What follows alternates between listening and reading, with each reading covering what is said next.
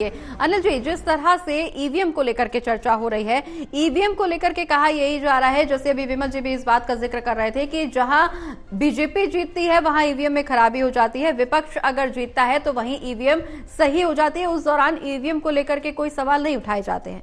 देखिए, ये तो बिल्कुल सही बात है। ईवीएम पर सवाल उठाना जो है वो अनुचित है किसी भी दल के लिए। ये टेक्नोलॉजी है, हम टेक्नोलॉजी का इस्तेमाल कैसे उसके अवॉइड कर सकते हैं। मुझे ध्यान है, दो दिन में परिणाम आते थे, जबकि मत भी कम होते थे और गड्डियां बनती थी। पहले उनकी छटनी करते थे, किसकी मोहर लगी है बैलेट पेपर, कुछ गड्डी बनाते थे।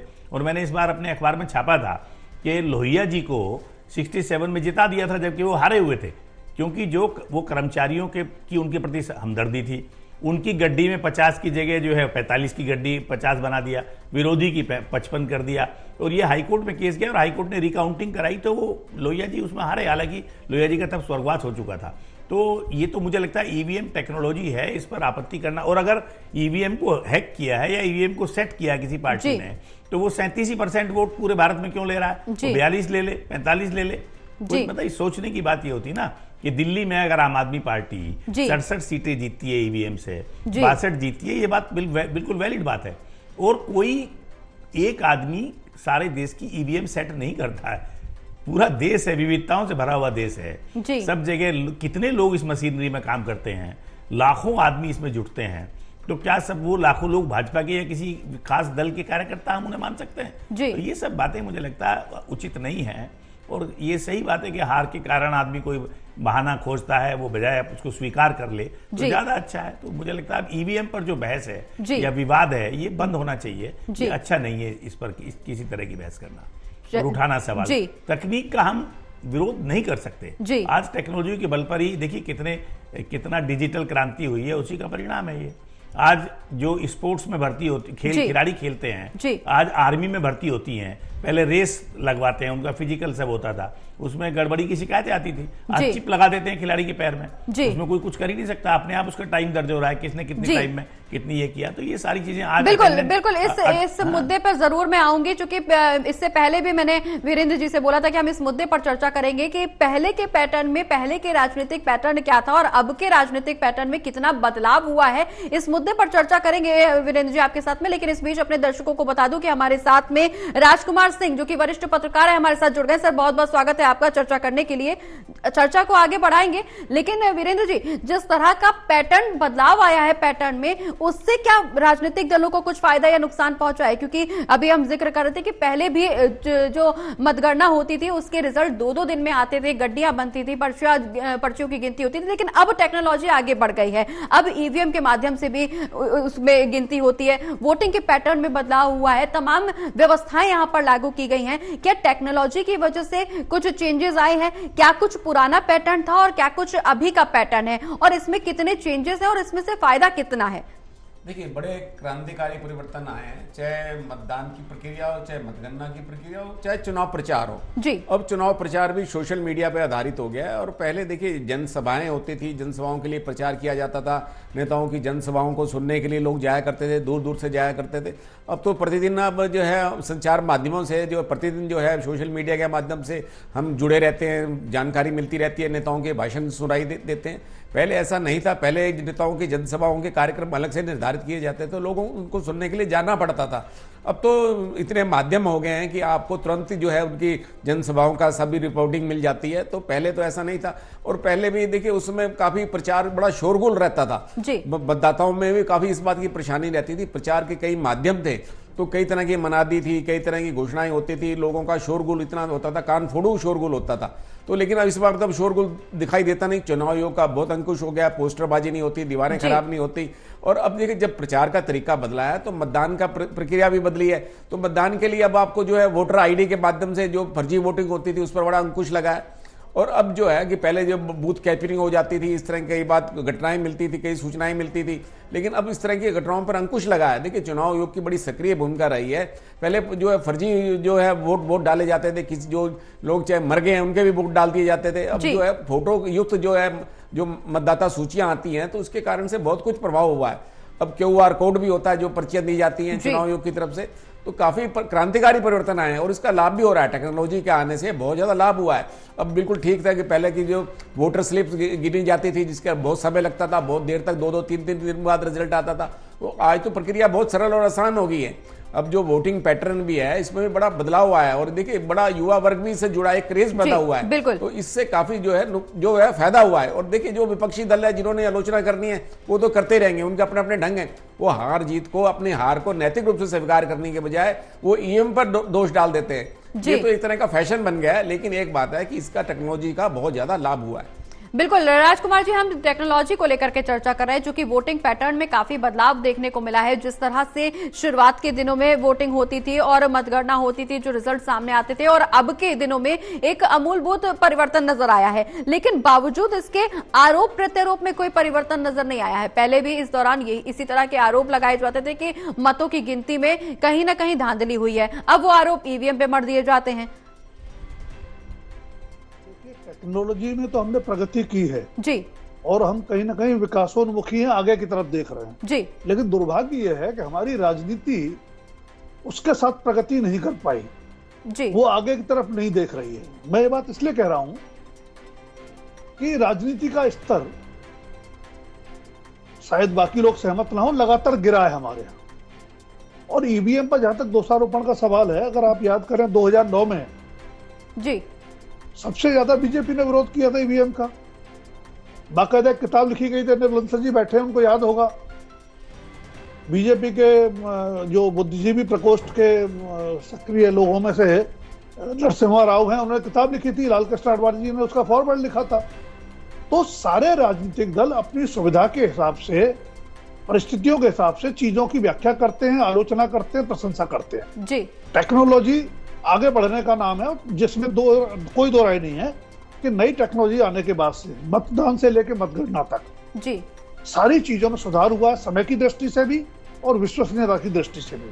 हाँ, हर तकनीक में कुछ खामियां हो सकती हैं, तो बजाय उस तकनीक का विरोध करने के हमें उन खामियों को दूर करने की कोशिश करनी चाहिए, या जो संभावित खामियां हो सकती हैं उनको दूर करने की कोशिश करनी चाहिए।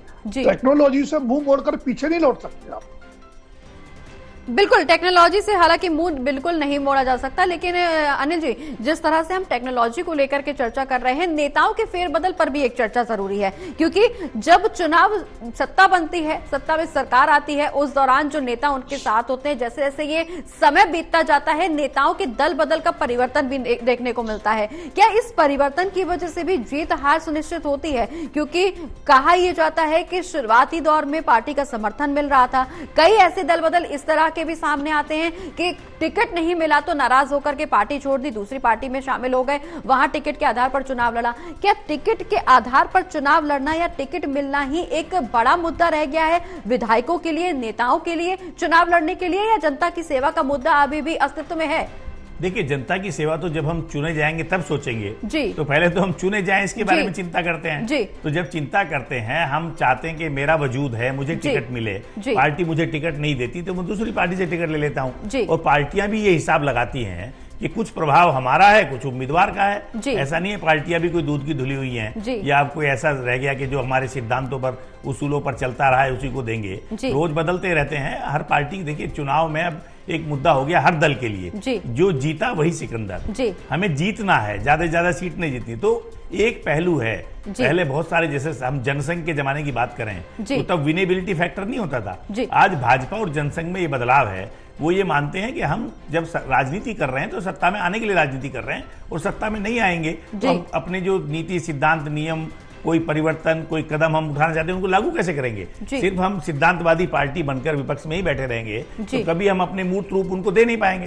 तो वो जो बदलाव है आज, देखिए, आज तो हम ये देखते हैं कि कौन जीत सकता है। विनेबिलिटी जो हमने देखा उत्तर प्रदेश में, ये जो एक पहलवान, जो एक हमारे सांसद है, उनके खिलाफ पहलवानों का धरना चला।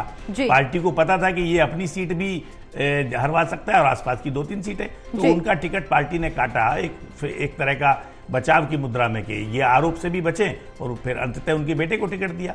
तो सीट गंवाना कोई नहीं चाहता, और सब उम्मीदवार का प्रभाव भी, और उम्मीदवार भी देखता है। मान लो उम्मीदवार को भी ये था कि वो छोड़ दे, दूसरी पार्टी में चला जाए, उसको भी डर लगता है कि इतनी, जैसे बहुजन समाज पार्टी का टिकट उत्तर प्रदेश में क्या हुआ, वो टिकट जब हम सुनते थे बिकते हैं तो क्यों, क्योंकि उम्मीदवार को लगता था कि इतनी तो वोट मैं ले आऊंगा, इतनी मुझे बहन जी की सॉलिड वोट मिल जाएंगी और मैं जीत जाऊंगा। तो ये जो किस्सा है सारा, आप जानते हैं विनिबिलिटी जहां पहलू हो गया तो अब वो बाकी चीजें गौण हो गई, इसलिए उससे निराशा भी होती है।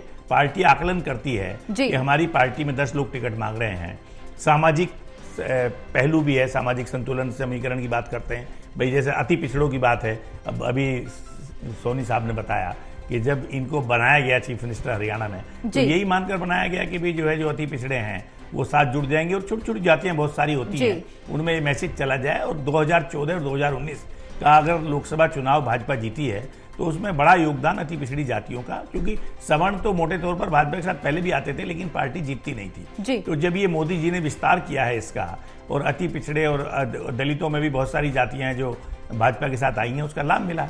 तो पार्टी सब पहलू देखती है, जो उम्मीदवार दे रहे हैं उसका चाल चलन कैसा है, उसमें योग्यता कितनी है, वो कितना काम करेगा। दूसरे दल का है तो कोई बात नहीं, जब हमारे दल में आएगा हमारी बातों को मानेगा। ऐसा तो है नहीं जो दूसरे दलों से भाजपा में आए हैं।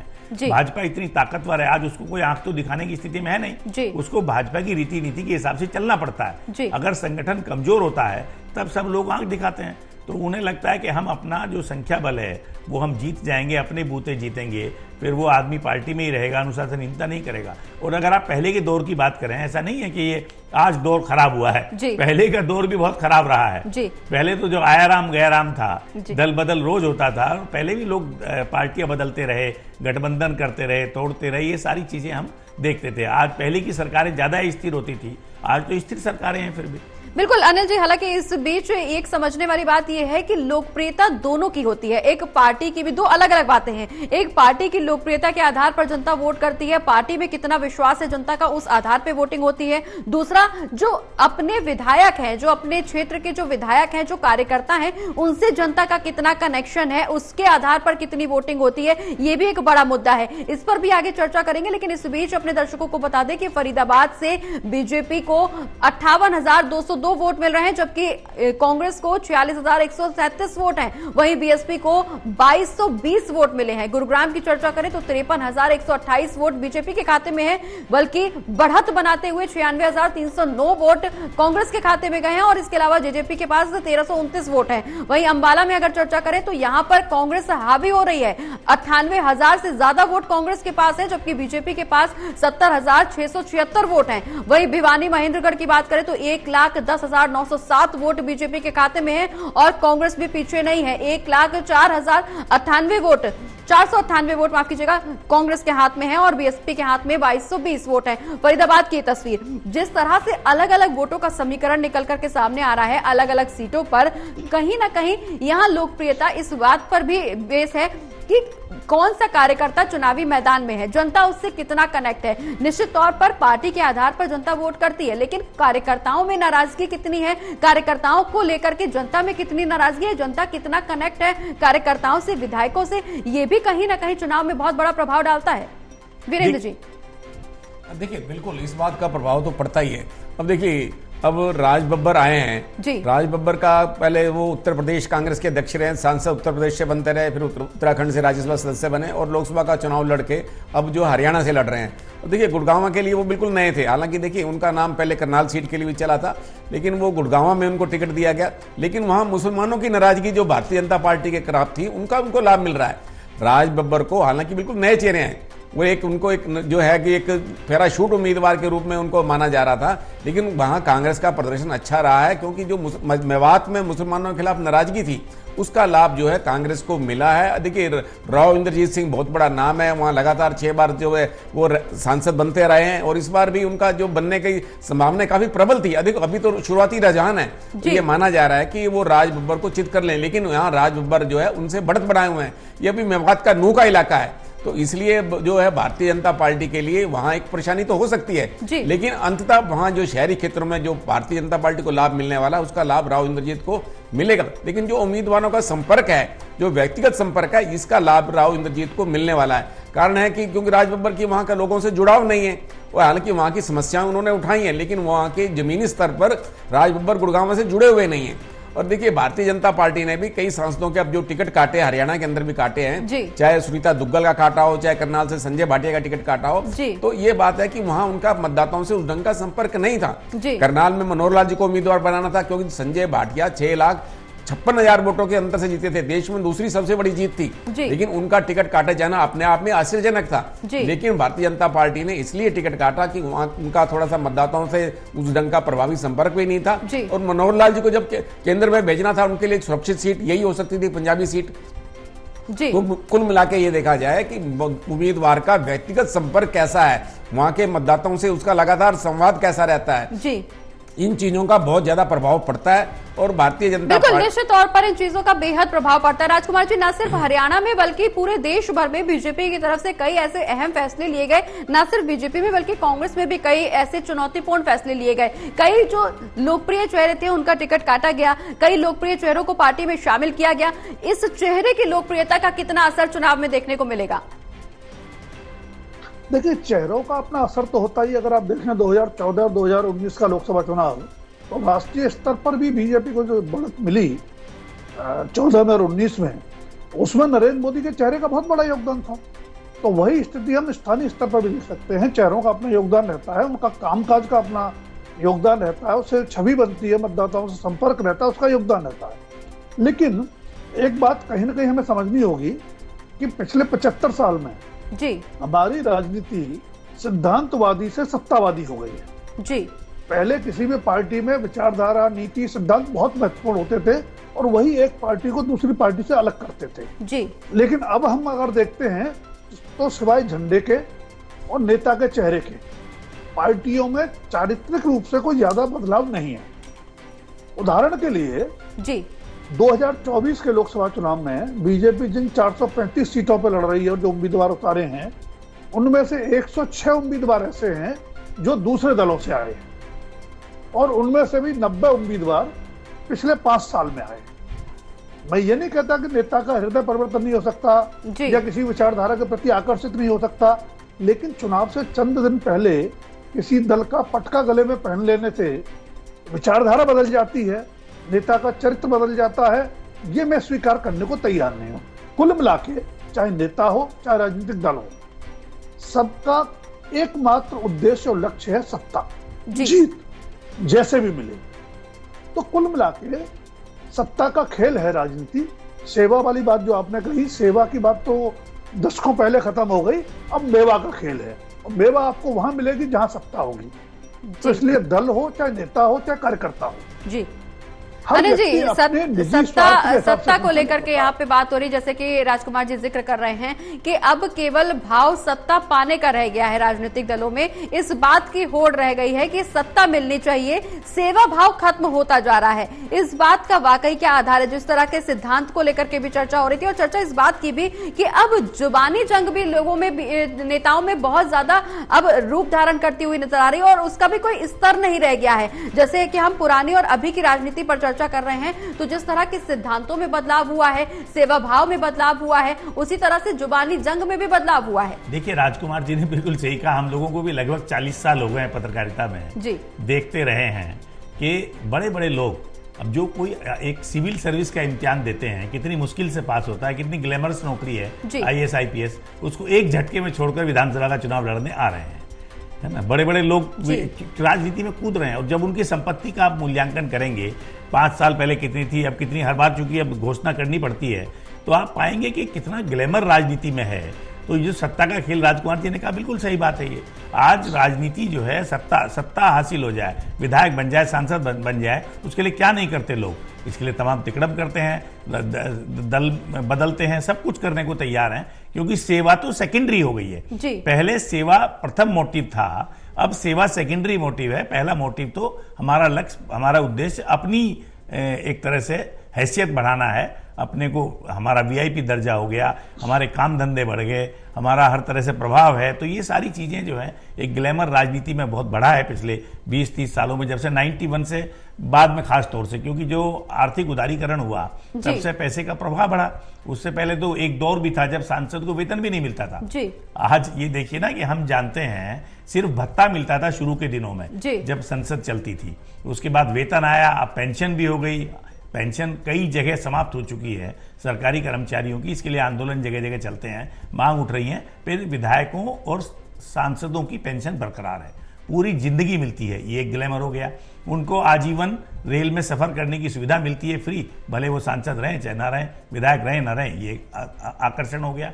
सांसद निधि, पहले हम सरकारी जो तंत्र था उस पर ही आरोप लगाते थे कमीशन खाने का, अब जब सांसद 5 करोड़ रुपए साल खर्च करेगा तो किसी से छिपा नहीं है, ये कहने में कोई गुरेज नहीं है कि जो 15% 20% आता है वो तो ईमानदार है, मांग नहीं रहा है। जो ज्यादा घस्सेबाजी करता है 25-30% लेता है, घिसता है, वो बेईमान छवि कहलाता है। तो ये जो सारा तंत्र आया, ग्लैमर हुआ। आप सांसद पहले चंदा मांगते थे, अब उस तरह से लोगों से 10 रुपए 5 रुपए 20 रुपए जो चुनाव उम्मीदवार लड़ता था, आज उसके पास अपने पास भी धन बल है, पार्टी से भी मदद मिलती है, और उसके बाद बहुत सारे समाज में ऐसे पैसा एकमुश्त देने वाले लोग हैं कि अब आम आदमी से चंदा करने की किसी उम्मीदवार को आवश्यकता महसूस नहीं होती।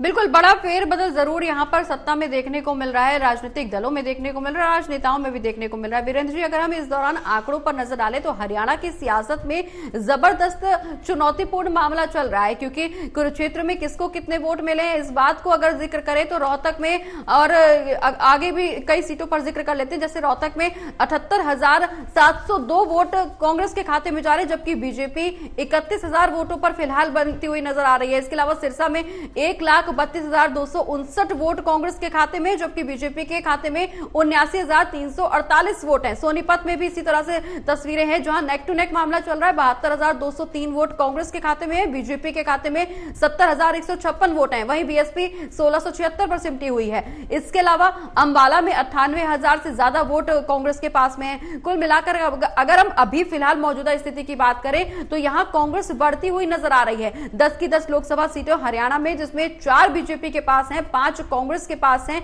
1 आम आदमी पार्टी के पास में, और जेजेपी और इनेलो अभी भी शून्य पर ही टिकी हुई है।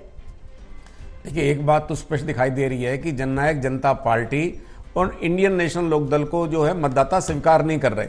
यहाँ कांग्रेस और भारतीय जनता पार्टी में सीधा मुकाबला है। सिरसा की बात करें तो वहां कुमारी शैलजा जो है 42,000 से लीड कर रही हैं। अगर रोहतक की बात करें तो दीपेंद्र हुड्डा जो है 46,000 मतों से लीड कर रहे हैं। और देखिए, वहां अभी तो राज बब्बर भी लीड कर रहे हैं, लेकिन सोनीपत में मुकाबला कांटे का है। अंबाला में वरुण मुलाना अवश्य जो है 26,000 28,000 से लीड कर रहे हैं, लेकिन जहां भारतीय जनता पार्टी की लीड है, चाहे मनोहर लाल जी की भी लीड है, वो बहुत कम है। जो भारतीय जनता पार्टी के प्रत्याशी बढ़त पर हैं उनकी लीड बहुत अभी कम है। अभी देखिए, शहरी क्षेत्र के इलाकों की गिनती होगी तो बाद में स्थिति स्पष्ट होगी, लेकिन एक बात स्पष्ट है कि कांग्रेस की लीड जो है बहुत ज्यादा है, चाहे कुमारी शैलजा की लीड हो, चाहे दीपेंद्र हुड्डा की लीड हो। तो इसलिए इससे तो एक अनुमान लगाया जा सकता है कि कुमारी शैलजा जीत की ओर अग्रसर हैं, दीपेंद्र हुड्डा जीत की ओर अग्रसर हैं। हालांकि देखिए, कोसली का एक दुर्भाग्यपूर्ण पीछे उनके लिए रहा था, लेकिन इस बार कोसली की क्या स्थिति रहती है, अभी कोसली की जब बढ़त आएगी तो उससे मालूम होगा। लेकिन इस बार ये आधार माना जा सकता है कि कांग्रेस जो है इस बार अच्छा प्रदर्शन कर रही है, इसमें तो कोई दो राय है ही नहीं। और भारतीय जनता पार्टी के वोट प्रतिशत में गिरावट है, ये तो पहले से ही माना जा रहा था। लेकिन अब ये सीटों में कितना बदलाव होगा, क्या कांग्रेस जो है इस बार 3 सीटें जीतेगी, 4 सीटें जीतेगी, या अधिकतम से 5 सीटों पर पहुंचेगी। लेकिन भारतीय जनता पार्टी को 10 की 10 सीटें जीतने की जो संभावना थी इस बार तो है नहीं। बिल्कुल भारतीय जनता पार्टी को यहां नुकसान है। ये देखते हैं कि भारतीय जनता पार्टी अपने नुकसान को कितना कम कर पाती है। जी बिल्कुल।